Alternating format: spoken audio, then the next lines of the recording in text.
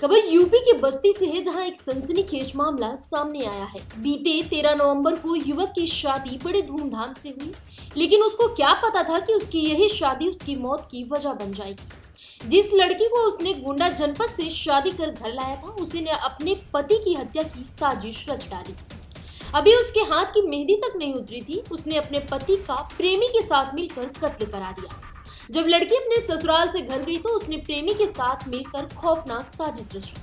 हत्याकांड के वो अंजाम देने के लिए उसका प्रेमी लड़की के ससुराल पहुंचा और उसके पति को घर से रास्ता पूछने के बहाने बाहर बुलाकर गोली मार दी।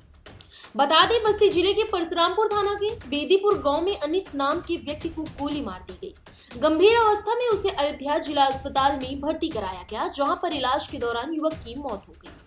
पुलिस ने जब मामले की जांच शुरू की तो चौंकाने वाला खुलासा हुआ।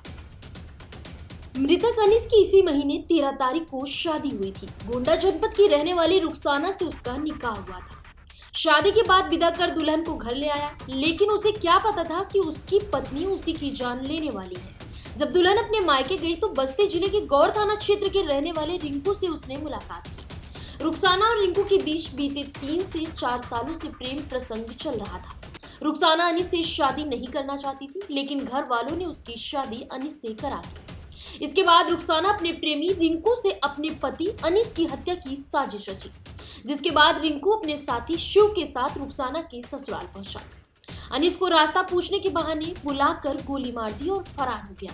अनीस को अयोध्या जिला अस्पताल में भर्ती कराया गया, जहां पर इलाज के दौरान उसकी मौत हो गई। देखिए, कल शाम में लगभग 7 बजे के आसपास एक सूचना हम लोगों को थाना परशुरामपुर क्षेत्र में मिली थी, जिसमें कि एक व्यक्ति जो है वो घायल अवस्था में अपने घर से थोड़ी दूर पर पड़ा हुआ है।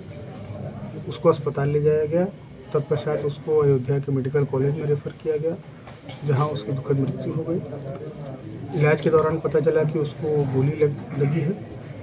इस सूचना पे हम सभी लोग वहाँ मौके पे पहुँचे।